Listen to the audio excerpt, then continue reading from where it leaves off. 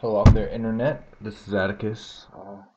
Today I'm going to talk a little bit about some of these charts I've been seeing around the Internet, and basically this idea that the United States should tax the people more in order to promote welfare inequality or wealth inequality, and promote ideas about a socialized healthcare system. I'm not saying any of these are good or bad. I'm just gonna point out a few things and a couple of my observations. The first thing I wanted to talk about is this chart that I've seen in various forms on the internet. And if you see here, so this horizontal line that I'm going over right here, that is the average amount spent uh, for healthcare uh, just on healthcare in a year. This vertical line is the life expectancy by country. Now, if you see a blue dot, the blue dot indicates that there's a universal health care coverage plan, and red dot indicates that it's a nation without universal health care. So, what does this mean? I think what this chart is trying to say are those countries that have universal health care coverage are better off than those that do not. So, therefore, it'd be a good idea for the United States to adopt a universal health care plan. I don't know if that's true or not. I don't have those facts. I don't know if I agree or not. But I think that there are some other statistics that say that there are some things that we can do without definitely without increasing taxes, and without implementing any kind of universal health care. Uh, First of all, I don't think we should increase taxes at all in the United States because we're already taxed about 50% when you include everything. You include property tax, income tax, sales tax, state tax, federal tax, etc.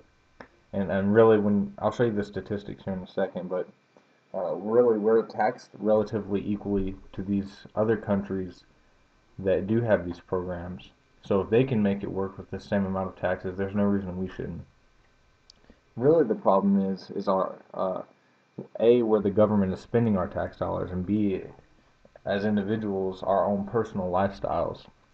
For example, as a country, we're kind of obese, or we are obese. We're the most obese country in the world. We exercise less than almost any other country, perhaps any other country. We have very sedentary lives. We drive everywhere we go. We don't walk for our commutes. We have very fatty foods. Most of our celebrations and sporting events, everything is about eating. So just the way we live our life is very unhealthy, and that contributes to our both our high healthcare costs and our lower life expectancy. A lot more than what I think this chart's trying to say is because of the universal healthcare coverage. The people who are dying aren't just the poor. There's rich fat guys dying every day. That sounds a little morbid, but it's true. It's more about our personal decisions and what we do in our culture, more so than whether or not we have universal healthcare coverage. Alright, so I'm going to show you a couple statistics, and what I'm going to do here is I'm going to compare the United States to Japan and also the United States to Switzerland, because those two are kind of the highest life expectancy, especially Japan. They apparently have a very low rate of expenditure for healthcare. So those I figure would be two good examples to compare us to. Okay. So here we go. This is some statistics I gathered. I'll give you links to where I got these statistics from, so you can give that a look over. There's a lot more statistics than this. This is just some of the ones that I thought were interesting. So on the left-hand column here, you see that this is Japan, and the right-hand column, that's U.S. Stats. So breast cancer, we have 147% more incidence of breast cancer than Japan. I'm not sure if that's something that we're doing to ourselves or why that is, but I think that certainly contributes to our lower life expectancy. Heart disease deaths. Now that is something that we do have some control over. That's largely to do with our lack of exercise and our obesity. And if you look at the third one down, well, we have 30.6% of our population is obese compared to Japan with only 3.2%. That's 9 times more. So we're a lot fatter of a country, which in turn contributes to number two here. All increasing healthcare costs and all decreasing our life expectancy. So those has nothing to do with universal healthcare or not, just our culture. Also, motor vehicle deaths. We have more of those that can potentially decrease life expectancy. We drink more alcohol. That means that we'll probably have to go to the doctor more eventually for things like liver problems, kidney problems, cirrhosis, things like that, and certainly contributes to both healthcare costs increasing and our life expectancy decreasing. Same with beer. Drink a lot more beer. That also contributes to our obesity. McDonald's, that just says something about our culture that we have as a country. Japan has the second most McDonald's, but we still have 3 times more than them. That just says something about our dietary culture. We eat a lot more pork, which pork is probably the worst meat. It's the fattiest meat you can eat, and we're only ranked 12th. There's still a lot of countries eating more pork than us, but when you compare it to the country with the highest life expectancy on that chart, we still have 74% more. We eat 74% more pork. Now, people often try to say that we should tax more so we can afford these programs. I say, no, let's not tax more. Let's just use our taxes better. And just to prove the point that we're not really taxed any differently than Japan, you can look at these overall taxes here, like goods and services tax, personal income tax, and to me, personal income tax, this one right here, it speaks for itself. I mean, you're talking about 18.5% compared to almost 40%. I mean, that's a huge amount of personal income tax difference. 105% more. That's double. I mean, we are taxed. Our income taxes. I mean, that's a high tax. So there's no reason if Japan can implement a universal healthcare system, and that's your goal, or whatever they want to do, then we should be able to do that too. There's no reason why we can't. And I think just an overall good indicator of taxes is this total taxes as a percentage of your GDP, and our GDP is much higher. So that means per dollar we have a lot more taxes per dollar. So even as a percentage, we're almost 2% more, 9% more than Japan. So 27.1 versus 29.6 of our total GDP. And like I said, our GDP is a lot higher than Japan's. So we should have the dollars to do whatever we want. So where is this money going? In my opinion, I think it's going towards the military. I've seen some stats that say about anywhere between 40 and 50% of all our taxes go to military spending. And to me, that's ridiculous. We shouldn't be spending that much on military. I mean, we're basically, if you don't know my opinions on that, I think we're kind of an empire, it's not I think, we are. We are an empire. We have troops all over the world and countries all over the world, and there's not another country in the world that does that. Now, when you look at expenditure as a percentage of GDP, we spend 3 times more. So 4.1% of our GDP goes to military spending. In my opinion, that's ridiculous. That's a lot, considering how high our GDP is. We're the wealthiest nation in the world. So, and also another thing I think is interesting is when people are talking about we should tax more, is I don't think they consider the fact that the United States is $15 trillion in debt.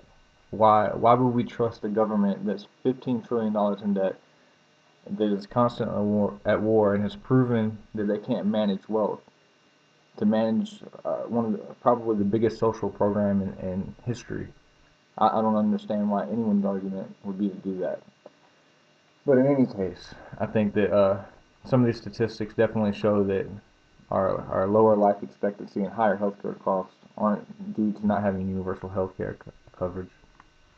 So this is pretty much the same stats, but this is comparing the United States to Sweden, or no, I'm sorry, to Switzerland. So as we've seen earlier, Switzerland is up here too with the high life expectancy as compared to the United States. So motor vehicle deaths, I think we have a lot more of those. So that indicates to me that we're in the car a lot more. We're not walking. We're not commuting to work on foot.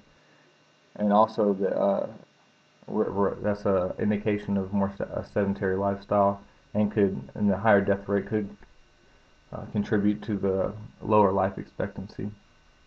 Obesity, this is the biggest one to me, 7.7% versus 30.6%. I mean, that speaks for itself. Everyone knows all the health problems and medical problems that being obese for over your entire life causes. So this is an interesting one I saw.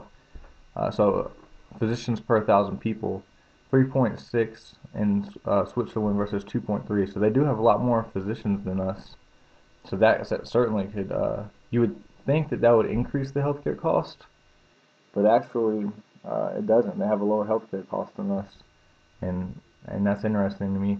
I think that says something about our barriers to entry here in the United States. I mean, it's pretty hard to become a doctor. A lot of people don't want to become a doctor because of all the malpractice insurance and all the issues and the risk you take and the amount of debt you go into for the education. So that could be saying something about the United States there. Maybe we can adjust that to make it easier for better doctors to excel in the healthcare industry. Spending per person, I included that just so we can see that they do spend less than us despite having more doctors. And I think that's simply due to our lifestyle. Beer consumption, we of course consume more beer. We talked earlier about why that could be bad. And we have more McDonald's restaurants than them. It says something about our culture. Soft drink consumption, we consume 165% more soft drinks. I read somewhere that if you drink 1 can of soda a day, that you'll gain 5 pounds a year. So that could definitely be contributing to our diabetes rate, our obesity rate, heart disease rate, and eventually the amount we spend on healthcare and our life expectancy. So now, how are they spending taxes? Are they taxed really high? Let's see. I think Switzerland is taxed a little higher than us, but as a percentage, but not so much that it should affect our healthcare or the way we live our lives. They're not taxed that much more than us, if any. You can look at these figures here. I think the most telling is total taxation as a percentage of GDP. So it's about 5 or 6% more than us. 5 or 6% more shouldn't affect what we can do because we still have per dollar amount we blow them out of the water. Uh, Switzerland isn't even as rich as a country as Japan, so as a dollar amount, we have so much more wealth to work with than them that we should be able to do anything we want with any healthcare or social program and be just fine. So once again, where's our tax dollars going? Right here, military spending, 1% in Switzerland, 4% in the United States. And again, our GDP is much higher than Switzerland's. So as a dollar amount, we're spending an astronomical amount on the military compared to helping the poor or redistributing the wealth. And like I talked about earlier, why people would want to give our government, who already taxes us this much and spends this much on military, additional wealth when they're already 15 trillion in debt, it's completely ridiculous to me. I don't see the argument. I don't see why anyone would want to do that. We should be saying, hey, let's use these tax dollars in a better way. Let's reduce the barriers to entry to doctors. Let's change our culture and our lifestyle so we don't have to go to the doctor as much. So we're a more healthy country.